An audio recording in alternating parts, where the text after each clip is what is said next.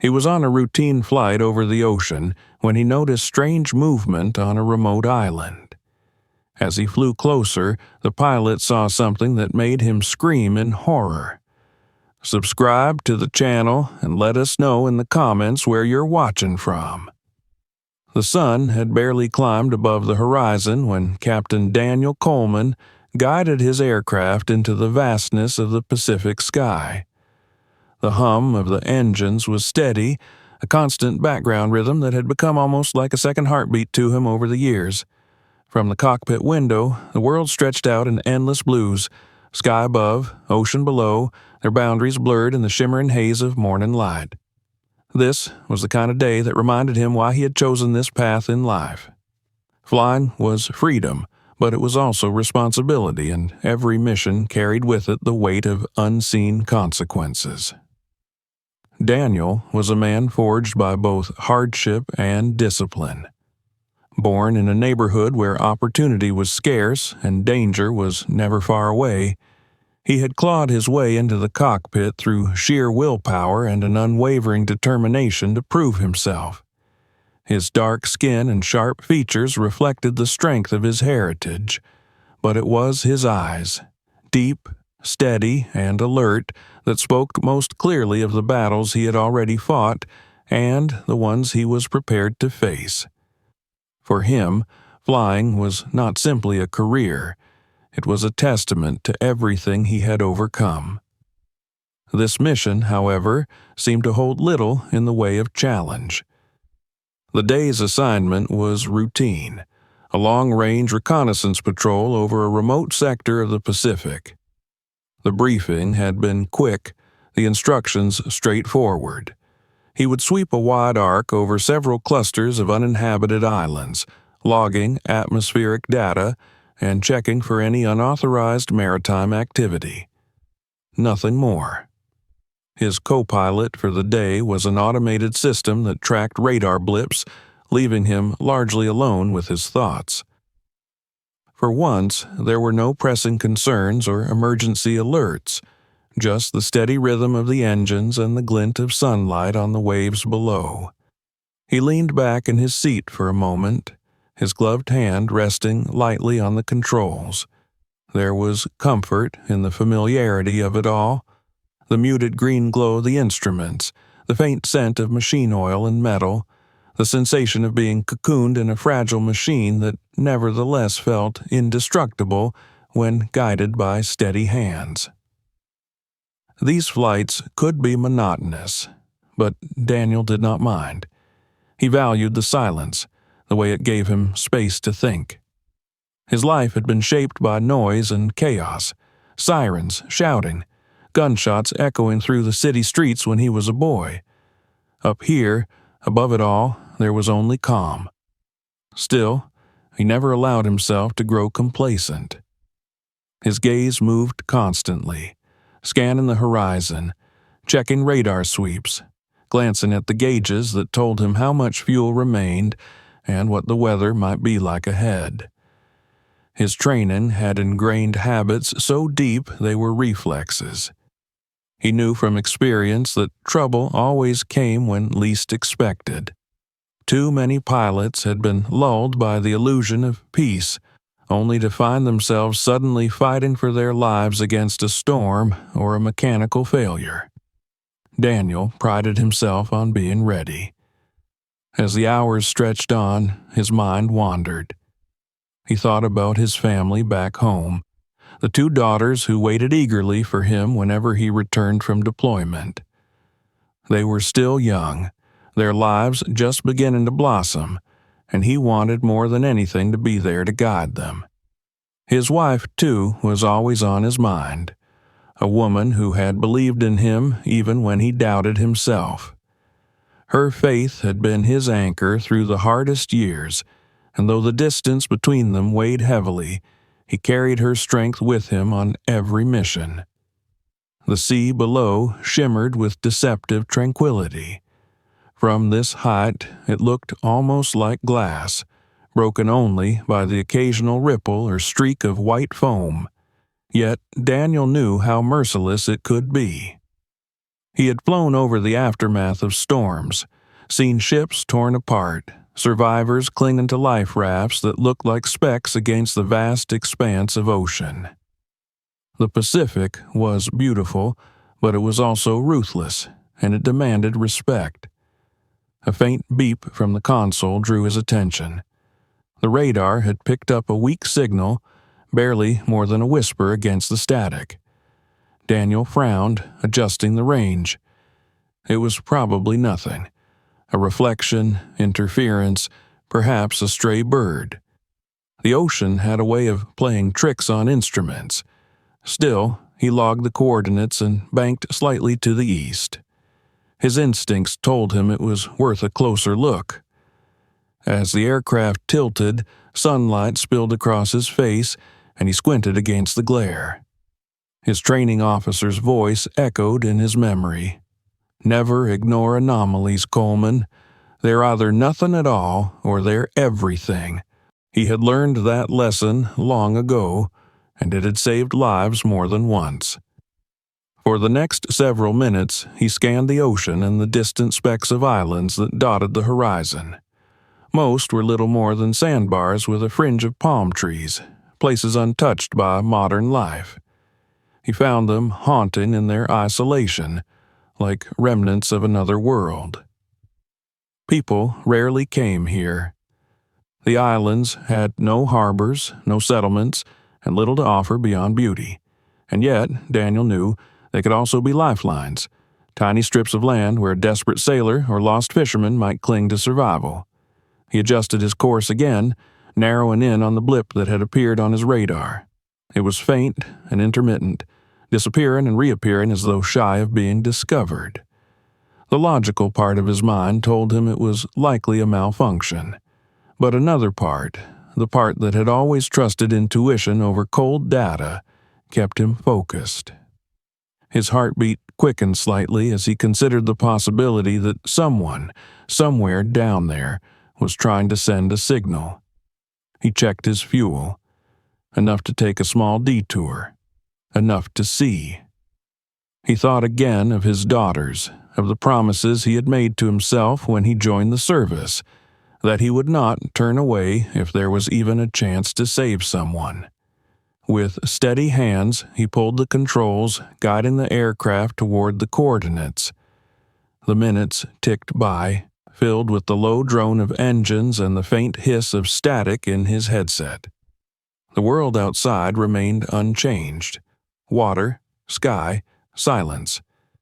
Yet Daniel felt a shift, a growing tension in his chest, as though the very air carried a warning.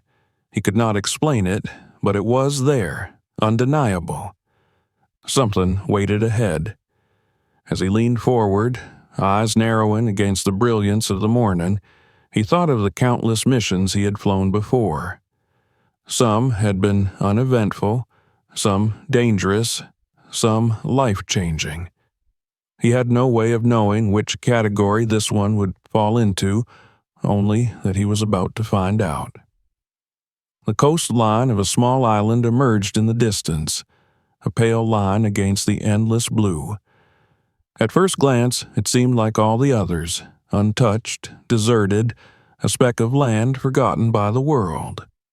But as Daniel approached, he felt a tightening in his gut. He could not yet see why, but something about this place was different. The aircraft glided closer, engines thrumming, and Daniel adjusted the throttle, preparing to make a low pass. His eyes searched the sand, the trees, every detail he could discern from above. It might be nothing, he reminded himself. It might be everything. And in that moment, with the island drawing nearer and the ocean stretching endlessly behind him, Captain Daniel Coleman had no idea that the course of his life and the lives of others was about to be irrevocably altered. The coastline drew steadily nearer as Daniel guided the aircraft into a lower descent, his eyes fixed on the pale strip of sand that separated the endless ocean from the tangle of palms at the island's center. From a distance, it looked like any other patch of forgotten land, untouched and serene. But as he banked to the right and sunlight swept across the beach, something unusual caught his attention. It wasn't the natural curve of the shore or the sway of trees in the breeze. It was something deliberate, human, and desperate. Across the sand, in letters large enough to be seen from hundreds of feet above, was a message no pilot could mistake. SOS. The letters stretched jagged and uneven, carved out by stones and debris dragged from the edges of the island. Some of the shapes were crude, almost collapsing under the shifting sand, but their meaning was clear. Someone on that island had spent hours, maybe days, arranging them so that they would stand out against the white shore. Daniel's heart gave a sharp thud in his chest. This was no illusion. This was a call for help. His grip tightened on the controls as the aircraft descended another few hundred feet. The island's details grew sharper now: the pristine curve of the beach, the thick wall of trees, the way the turquoise water lapped gently at the sand. But his focus stayed locked on that single message, stark and unmistakable. The blip on the radar had been real after all. A weak, flickering signal, but a signal nonetheless. And here, written in the sand, was the confirmation that someone alive had made it to this shore. He leaned forward, scanning the area with narrowed eyes. For a moment, the beach seemed empty. Then movement, small at first, almost blending with the swaying shadows of the palms. Daniel's heart rate spiked as he realized what he was seeing. People. A cluster of figures emerged from the tree line, their movements frantic, their arms slicing through the air as they waved toward the aircraft. There were at least 3 of them, maybe more, but the details were hard to distinguish at this altitude. They looked thin, frail silhouettes against the blazing white sand, but their urgency carried across the distance like a cry. He circled lower, adjusting the throttle so the aircraft banked wide over the island. The figures below responded with even greater fervor, staggering closer to the shore, some stumbling in the sand as though every step drained what little strength they had left. Their gestures were not simply pleas for help. There was a raw panic in the way they moved, as though they feared this might be their one and only chance to be seen. Daniel's throat tightened as he took in the sight. Whoever they were, they had been here far too long. Beyond them, at the far end of the beach, something else caught his eye. A skeletal shape, half buried in the sand and lapped by the tide. A boat, or what remained of one. The hull was split, jagged edges of wood jutting outward like broken bones. The mast had snapped and lay in pieces nearby. It was no fishing skiff or leisure craft. This vessel had been sturdy once, built to endure the ocean, but now it was little more than wreckage. Whatever had brought these people here, it had left them stranded without means of escape. Daniel's mind raced. This island wasn't charted for settlements. He remembered the briefing clearly. This entire sector was classified as uninhabited. That meant whoever these people were, they hadn't come here willingly. Either their vessel had gone off course, or something worse had driven them into the heart of the Pacific with nowhere to turn. He reached for the radio, trying again to transmit back to base, but static filled his headset, cutting off the words before they could leave his lips. The storm system he had noticed earlier must already be interfering with communications. The urgency of the scene below pulled him back. He leaned closer to the glass, his eyes narrowing as he studied the figures more carefully. Their bodies were gaunt, little more than skin stretched over bone, their movements unsteady and clumsy, as though every gesture carried the weight of exhaustion. One of them collapsed briefly onto the sand before being pulled upright by another. Their clothes were torn, bleached by salt and sun until they hung like rags from their frames. Daniel felt a wave of dread settle over him. These were not castaways from yesterday or the day before.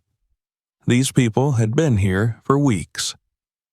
The pilot in him immediately calculated the odds.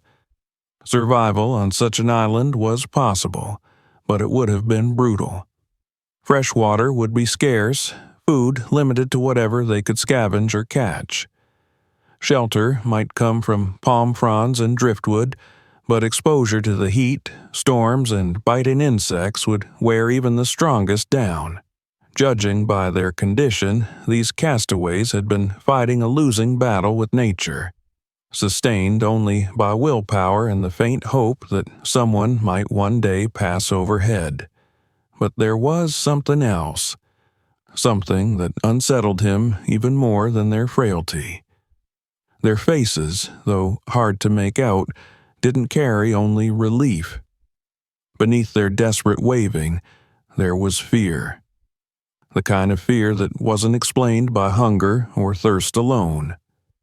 He spotted another flicker of motion deeper in the tree line, shadows slipping back into the cover of palms, too fast and deliberate to be the wind. He frowned, his gut tightening. If there were only 3 survivors, who else was on that island?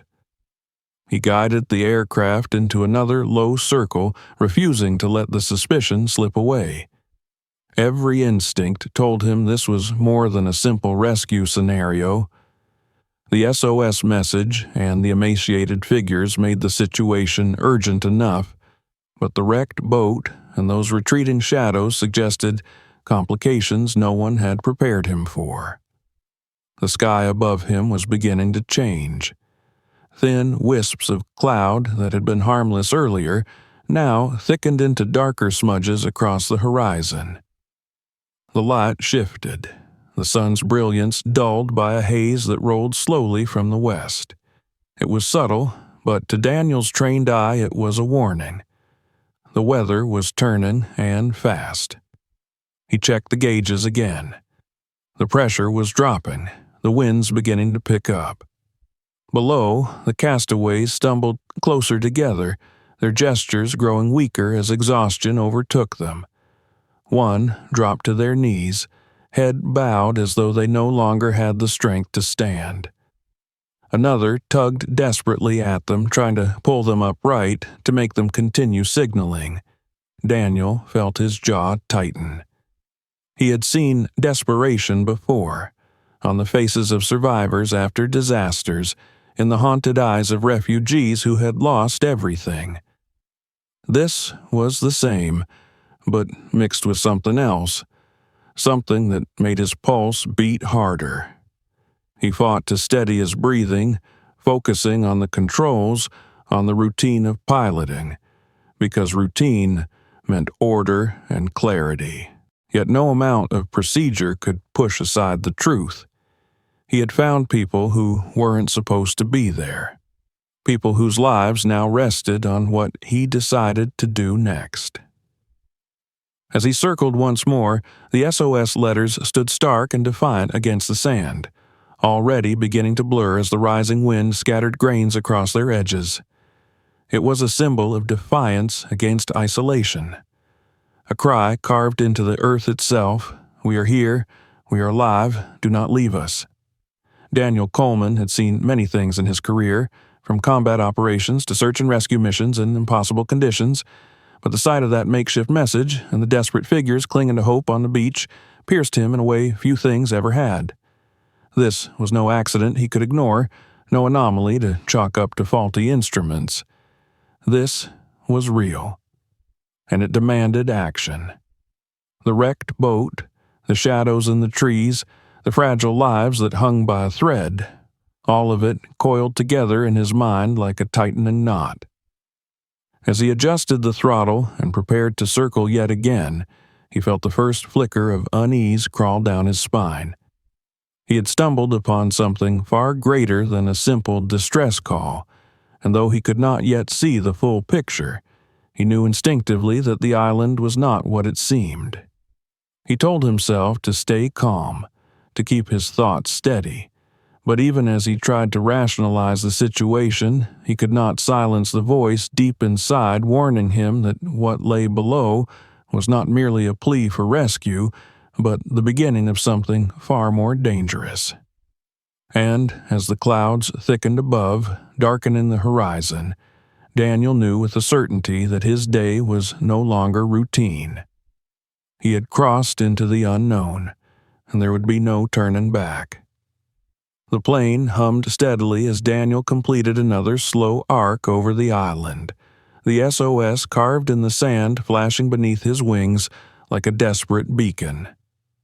The figures were still waving frantically, their arms jerking in spasms of urgency that spoke more of panic than hope. He had expected gratitude in their movements, perhaps relief at the sight of rescue, but what he saw instead unsettled him. It was as though they were not only calling him toward them, but warning him away at the same time, their signals wild, confused, almost pleading for something more than a simple extraction. He tried once again to raise his bass.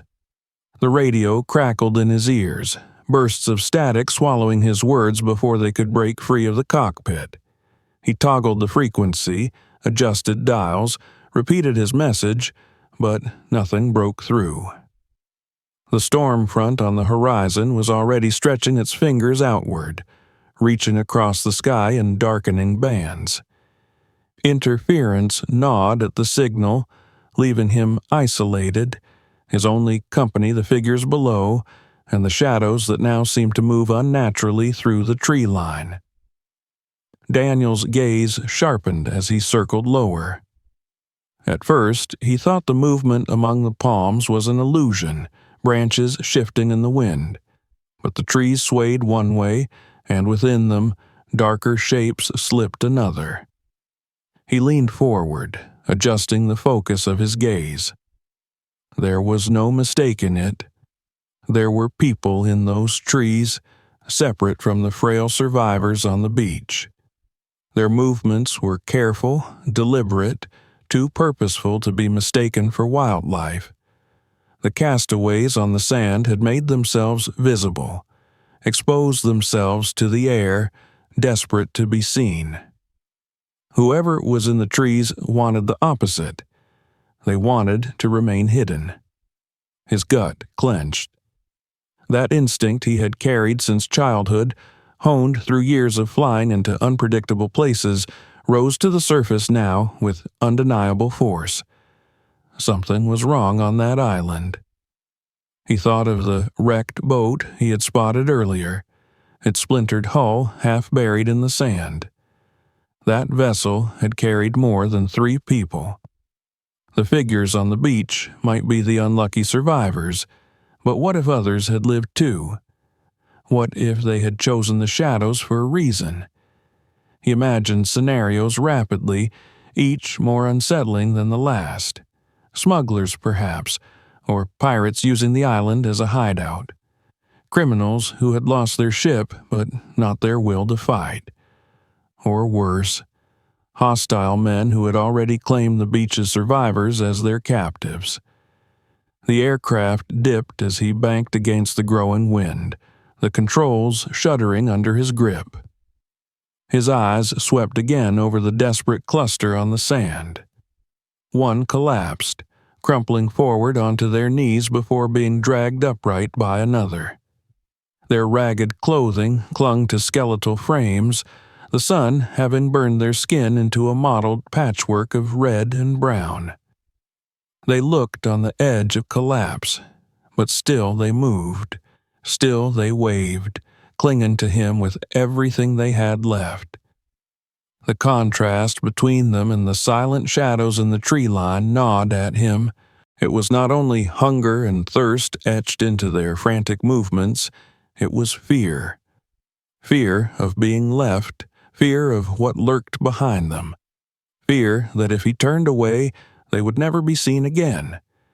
He tried to calculate the odds. The island was small, no more than a thin crescent of sand wrapped around a dense core of trees and undergrowth.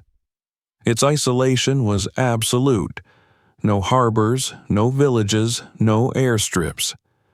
There was no legitimate reason anyone would be here unless forced, which meant the people hiding among the palms were either survivors who had chosen not to reveal themselves or men with motives darker than survival. The horizon rumbled.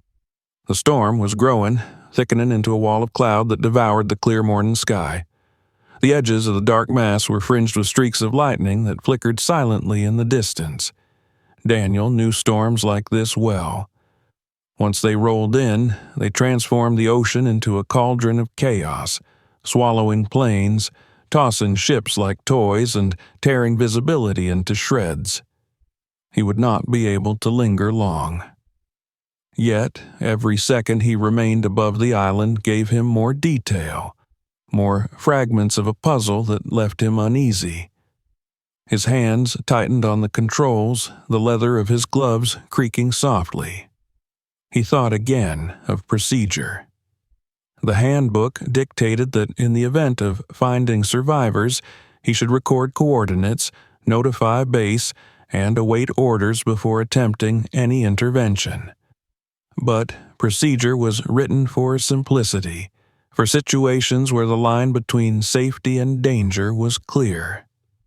This was not simple. He could not shake the memory of those shadows, gliding soundlessly just beyond the survivor's reach. As he circled, one of the figures on the beach raised both arms high and fell to their knees, pointing back toward the tree line with a frantic urgency. Even at this distance, the message was clear. They were not only asking him to save them, they were begging him to see what stalked them. A shiver traveled up his spine. The wind rocked the plane as he fought to keep steady. His thoughts flashed back to a different mission years before, when he had hesitated, trusting procedure over instinct, and a man had died before his eyes. The guilt of that moment had carved itself into him, shaping every choice he made since.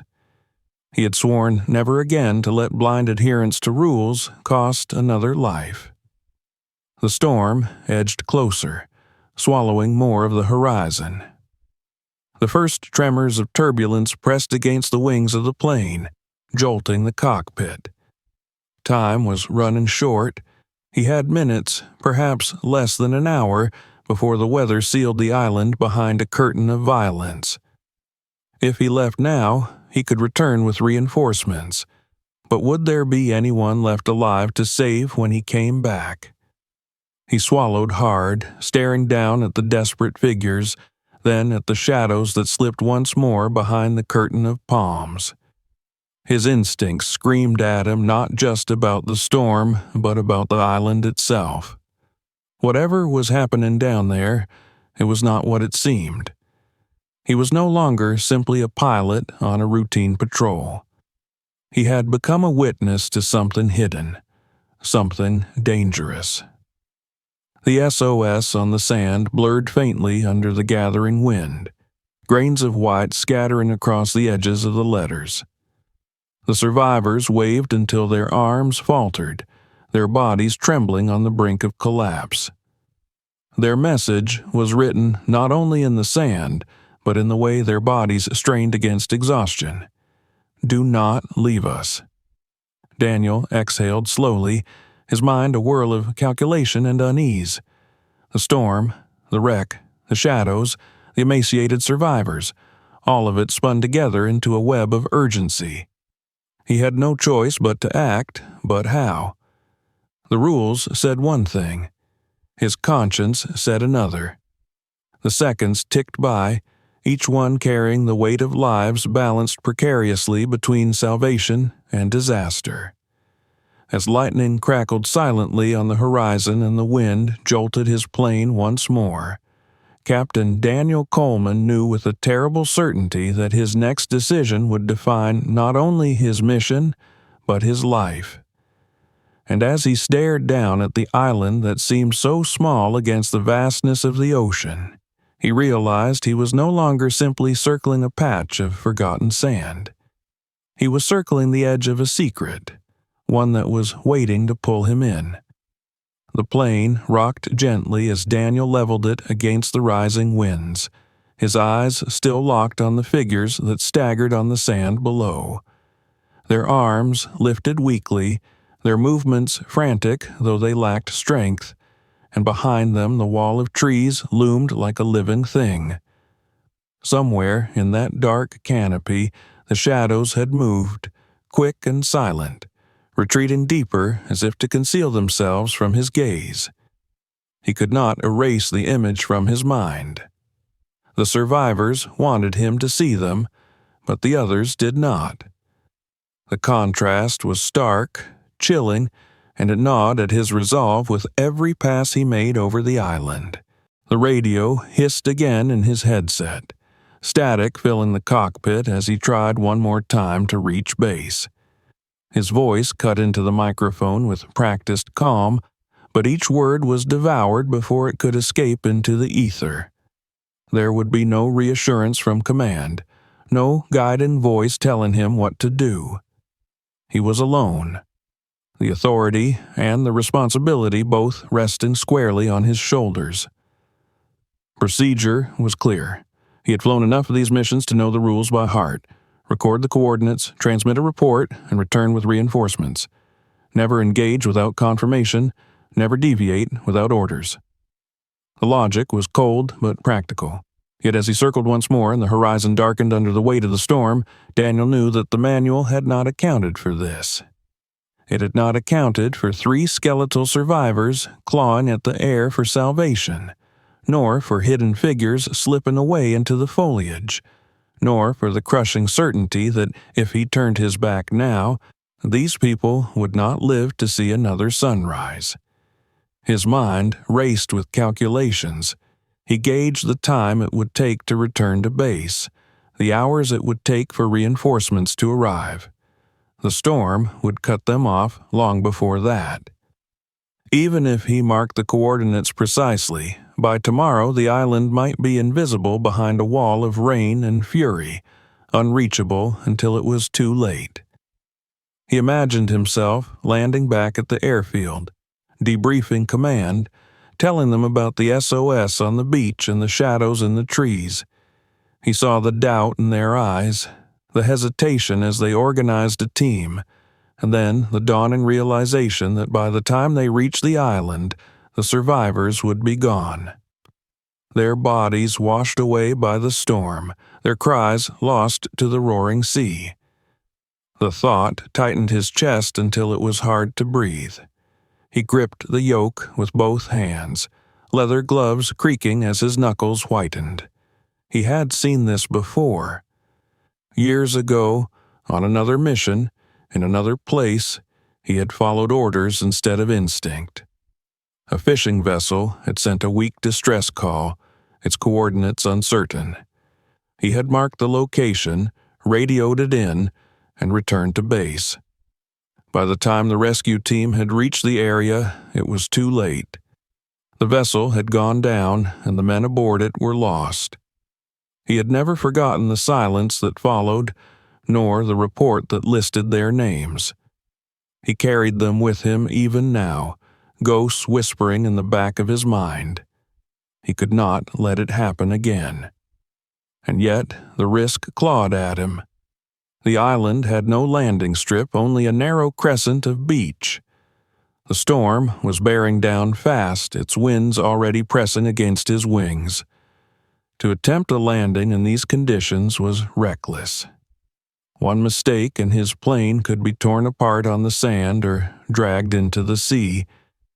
Even if he landed safely, he would be alone against whatever waited in those trees.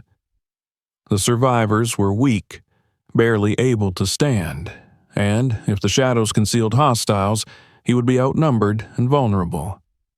Logic told him it was madness to even consider it. But logic was not the only voice inside him. Another spoke louder, more insistent. It was the voice of conscience, of memory, of promises made to himself when he had buried his guilt. If there was a chance to save them, he could not turn away. Rules existed for structure, for order, but rules had never saved a life by themselves. People did. Decisions did. And this decision was his. Daniel drew in a slow breath, forcing his heart to steady. The storm's edge was closer now, a black curtain advancing relentlessly across the sky. The first flicker of lightning illuminated the ocean, its flash reflecting off the waves like shattered glass. Time was gone. He had minutes to choose, and in those minutes he felt the weight of every life pressing down on him. The survivors waved still, their movements slowing, their desperation palpable. They could not hold out much longer. He pictured his daughters again, their faces alight with hope whenever he came home. What would he tell them if he left those people to die? How could he explain that he had chosen safety over humanity? He thought of his wife, who had always believed him capable of great courage. She would never know the details, but he would. He would live with the knowledge that when the moment came, he had turned away. That was a weight he could no longer bear. The decision crystallized, sharp and unyielding. He would land. He would risk the storm, the hidden figures, the uncertain outcome, because to fly away was not an option, not for him, not anymore. He adjusted the controls, guiding the aircraft into a wider circle as he scanned the shoreline for the clearest stretch of sand. The beach curved in a narrow ribbon, just long enough for a careful descent if he judged it right. He calculated wind speed, factored the swell of waves, checked and rechecked the angle of approach. Every muscle in his body was taut with focus, his mind a whirl of training and instinct working as one. The survivors below seemed to sense his intent. Their gestures grew frenzied, their voices lost in the roar of engines, but their bodies alive with renewed urgency. One fell forward again, caught by the others, but even from above he could see the sudden spark of hope in their movements. They understood. They knew he was coming for them. As the plane dipped into its final turn, Daniel's jaw tightened. The storm growled on the horizon, the tree line rippled with hidden movement, and the sand below loomed closer with every passing second. His heart pounded in time with the engines, not with fear, but with resolve. He was not retreating this time. He was not leaving lives behind. The beach rushed up to meet him, a strip of salvation and danger all at once. And as he steadied his hands and guided the aircraft toward the earth, Captain Daniel Coleman accepted the truth. He had made his choice, and whatever waited on that island, storm, survivors, or shadows, he would face it head on. The aircraft dipped lower, its engines straining as Daniel guided it toward the thin ribbon of sand below. His pulse beat in his ears louder than the roar of the propellers, every nerve alive with the awareness that one mistake would send him tumbling into the sea. The storm pressed closer, thick black clouds rolling over the horizon, the air already trembling with gusts that rocked the wings. He had landed on rough terrain before, but never like this. The beach was narrow, hemmed in by palms on one side and waves on the other, a treacherous strip of salvation. He had only one chance to make it, and the lives of those waiting on the sand demanded he take it. The survivors grew clearer as he descended, no longer distant figures but broken people whose frail bodies barely held them upright. They stumbled closer to the open stretch of beach, shielding their faces from the blast of wind churned by the aircraft's approach. Daniel's heart tightened as he saw the desperation etched into every movement. They had been on the edge of surrender when he appeared in the sky, and now hope flared within them with a ferocity that gave them strength they should not have had left. He thought of how long they must have been waiting, staring at empty skies for days, weeks, clinging to the impossible belief that someone would come. Today, he was that someone. He steadied his hands, guiding the aircraft into alignment with the beach. The wheels struck sand with a jarring force that shook the cockpit, the sound of grinding grains filling his ears as the plane shuddered against the drag. For a terrifying moment, he thought the landing gear might collapse, that the fragile balance of weight and speed would fail, but the craft held. The nose dipped slightly, then steadied, and with a final lurch the aircraft skidded to a halt, its engines roaring as they fought against the momentum. Silence followed, heavy and complete, broken only by the hiss of surf and the faint whimper of wind against metal. Daniel exhaled a breath he had not realized he was holding. He pulled off his headset, the static fading, and let the stillness settle over him. His eyes swept the scene outside the window.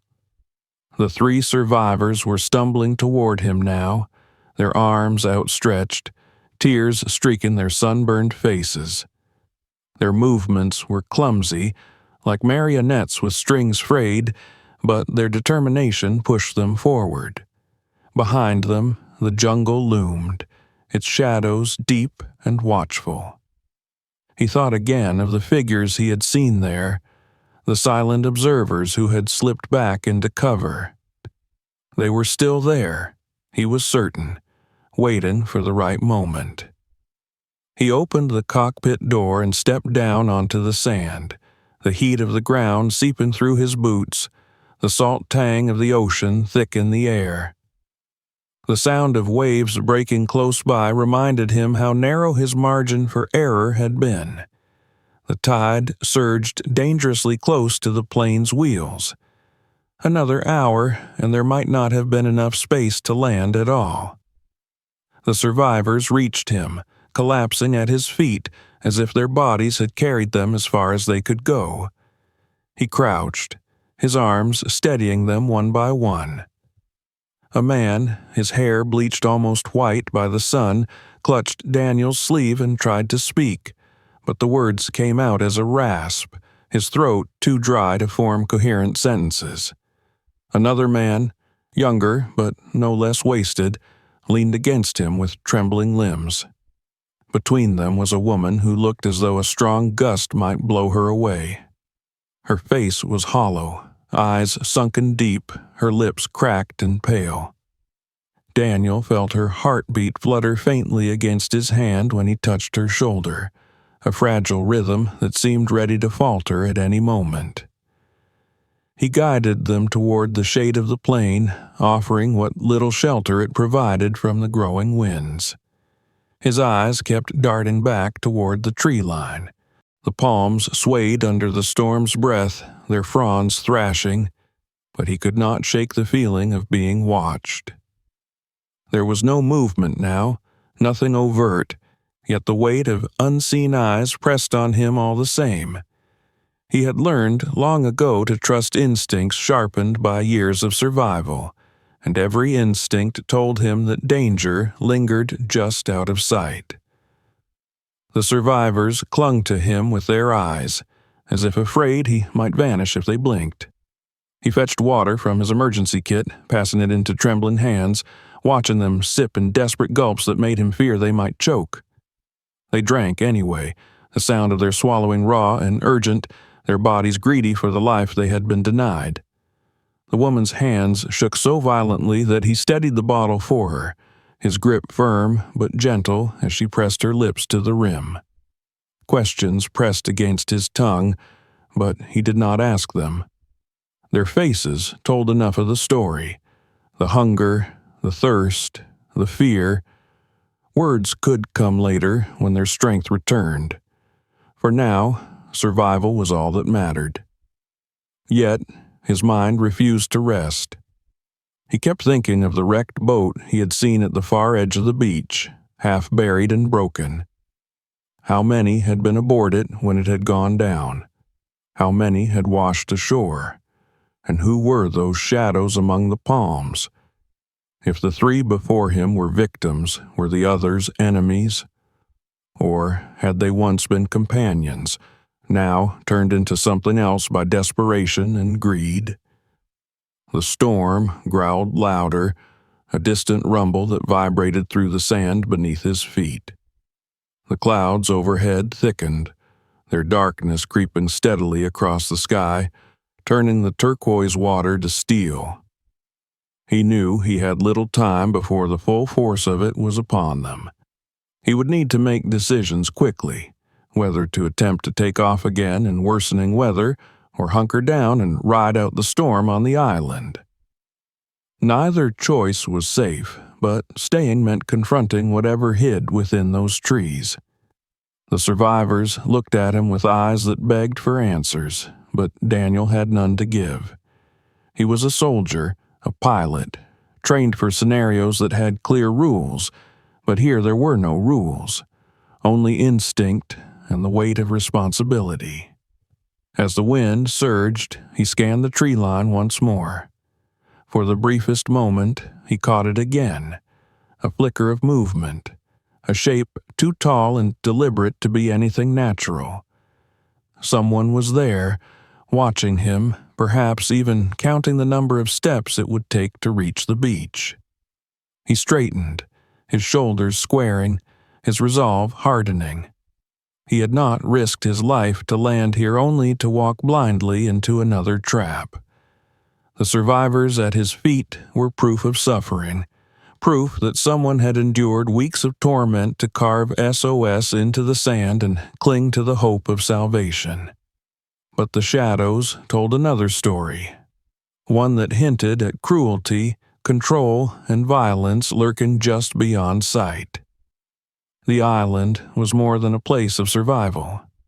It was a place of secrets, and Daniel understood that his landing had not only brought rescue, but also exposure.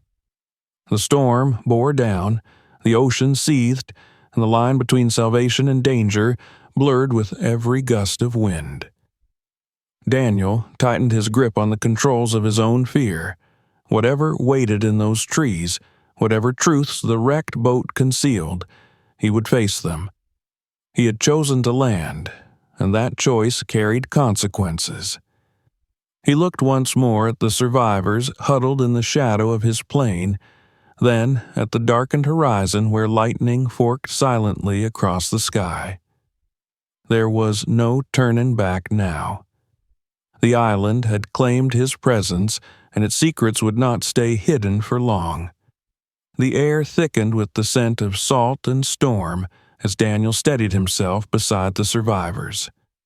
The roar of the ocean seemed louder now, waves crashing in heavy bursts against the shore, spitting spray across the sand where his aircraft rested. The three emaciated figures huddled under the wing as if it were a fortress, their frail bodies pressed together, clutching water bottles with trembling hands. They drank greedily, but their eyes never stopped darting toward the trees. Every time the wind shifted, the palms and shadows flickered deeper inside the jungle. They flinched as if struck. It was not only exhaustion that made them shake, it was fear. Daniel had seen fear etched into faces before.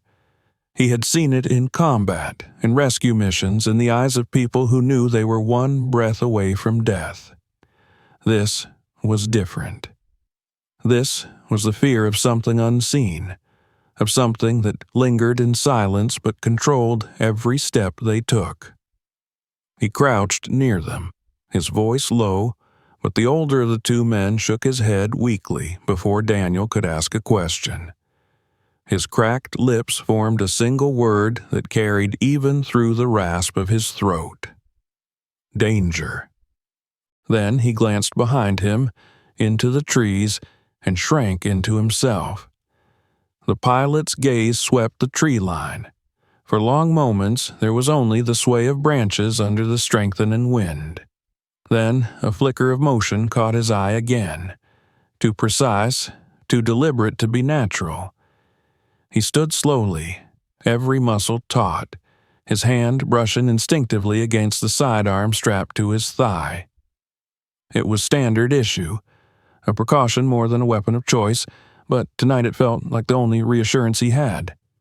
The jungle shifted again, and this time he saw them clearly enough. Figures, thin but strong, slipping between the palms with a predator's grace. Their movements were organized, controlled. These were not survivors too weak to call for help. These were men hiding with purpose. Daniel's jaw tightened as the realization took hold. The three who had signaled SOS were not alone on this island. They were prisoners. Pieces began to fall into place. The wrecked boat was not simply the vessel of desperate travelers. It had been the transport of smugglers, men who had chosen this island as an unwilling refuge after disaster. Perhaps they had been carrying contraband across the ocean. Perhaps people. Perhaps both. Whatever the truth, they had survived the wreck too, and, unlike the haggard souls before him, they had taken control of the island. These three were not companions. They were captives left to starve and die under their captors' watchful eyes. Daniel's stomach turned cold.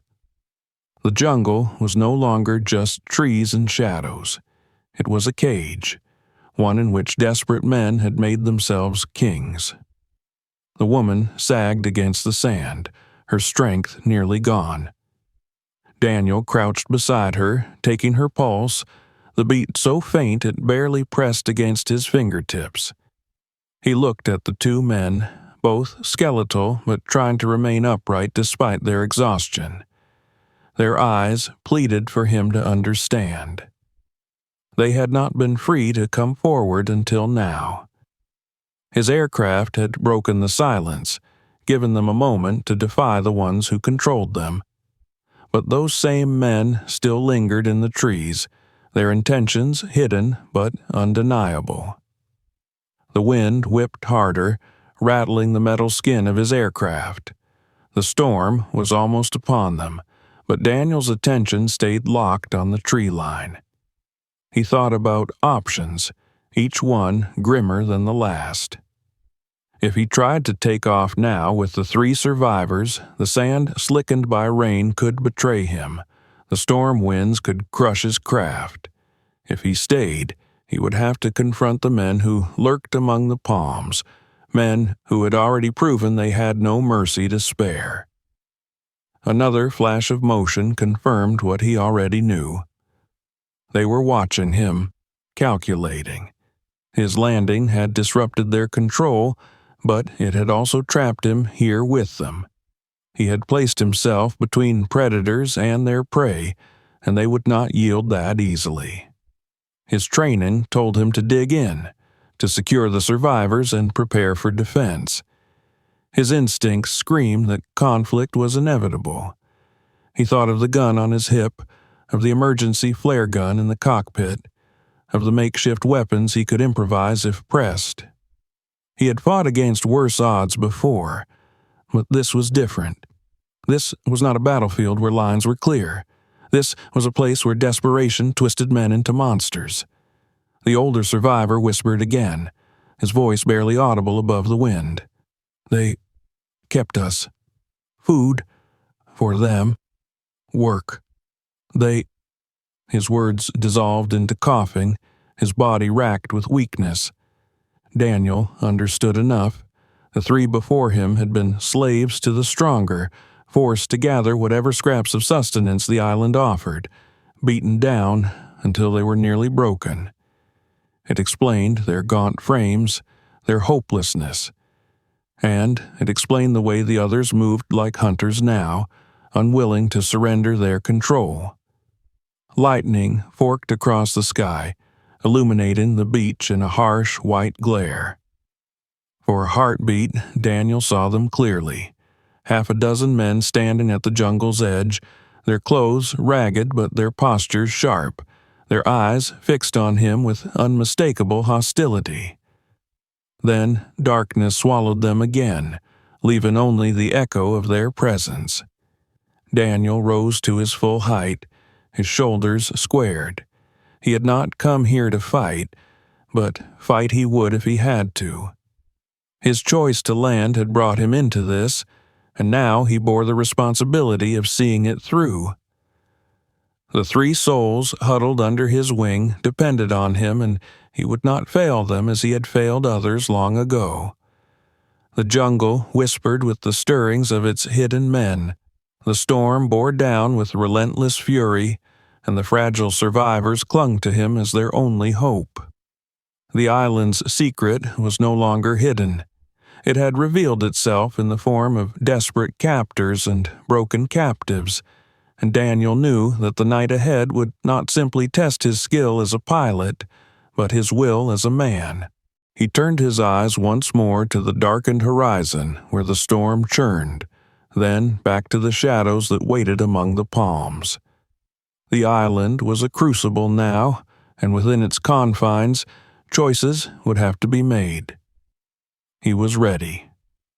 The sky split open with a crack of thunder that rolled across the ocean and pressed down on the island like a living weight. Rain began in scattered drops, heavy enough to sting as they struck the sand, before thickening into a relentless curtain that blurred the line between sea and sky. Daniel stood firm, his boots sinking into the wet sand as the tide surged closer. His body braced against the growing wind that whipped his uniform and sent the palms thrashing violently behind him. The 3 survivors clung to the plane's wing, their frail bodies buffeted by the storm, their faces hollow masks of terror.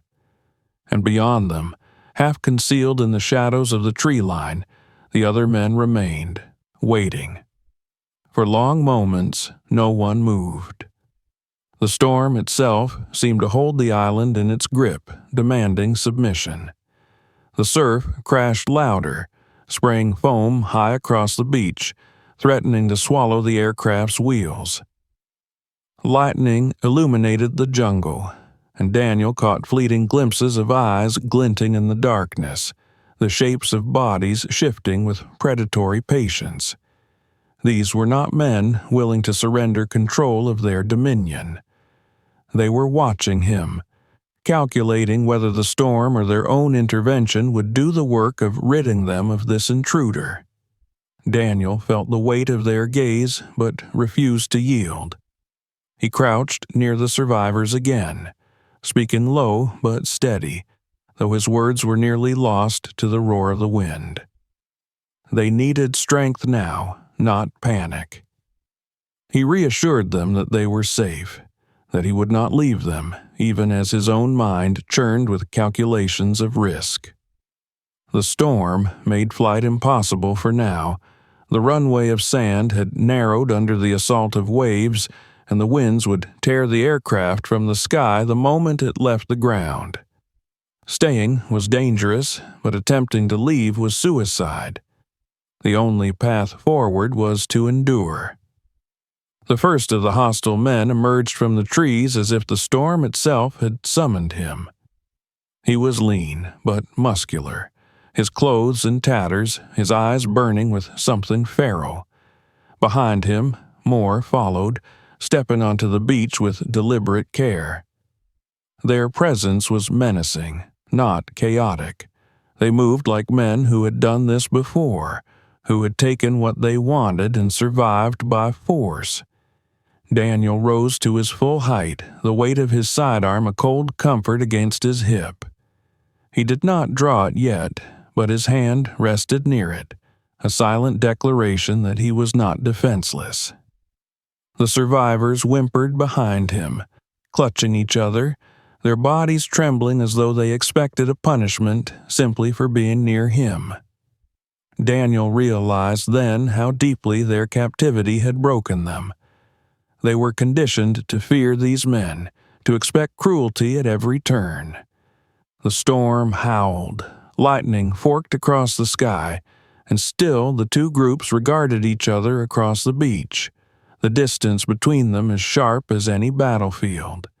Then the wind shifted, and the rain came harder, slashing sideways across the sand, blinding and merciless. The hostile men lunged forward, emboldened by the storm's chaos, their figures half hidden in the downpour. Daniel reacted instantly, pulling the flare gun from his emergency kit and firing into the sky. The red streak tore upward, a defiant spark against the black storm, its glow illuminating the beach for a fleeting moment.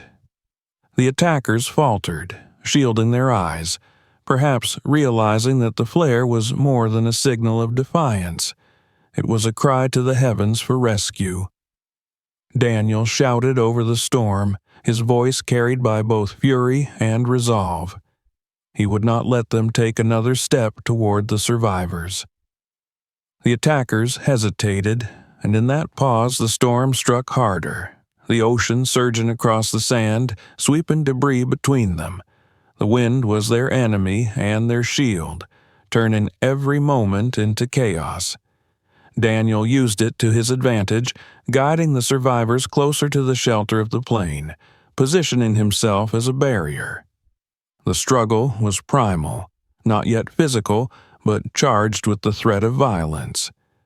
The hostile men glared at him through the sheets of rain, their eyes promising retribution. But for all their menace, they too were trapped by the storm, their movements slowed by the lashing rain, their footing uncertain on the soaked sand.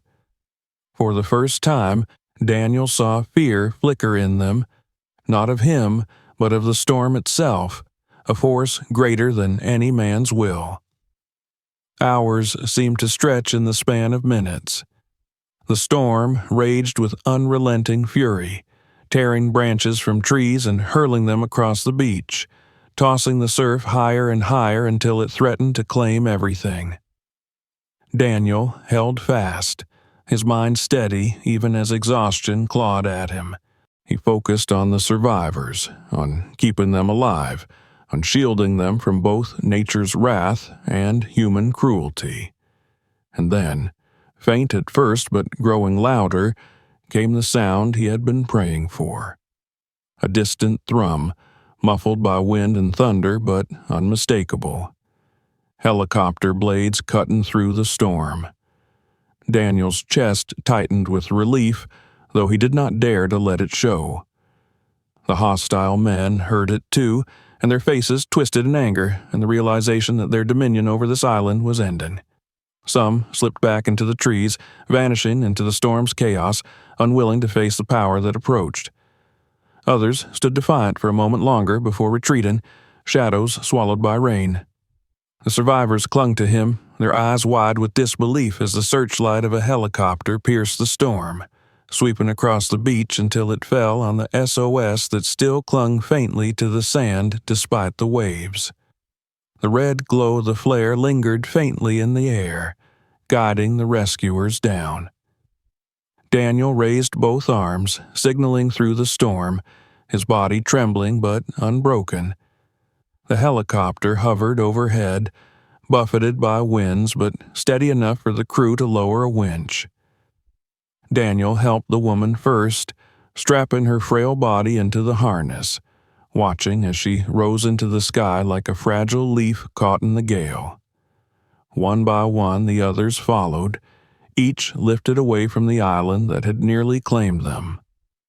Finally, the cable descended for him, swaying wildly in the storm's fury. He grasped it, his muscles screaming against the wind's pull, and let himself be lifted into the safety above.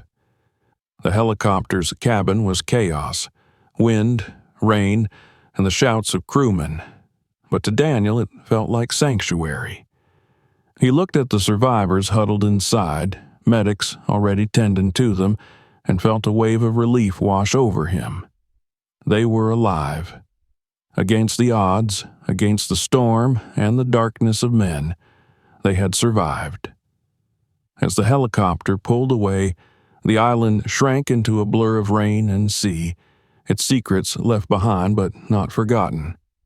Daniel leaned against the wall of the cabin, his body aching, his mind heavy but clear.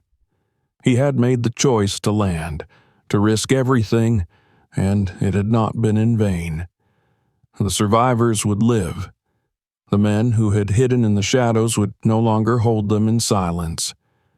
The storm still raged outside, but within him there was calm.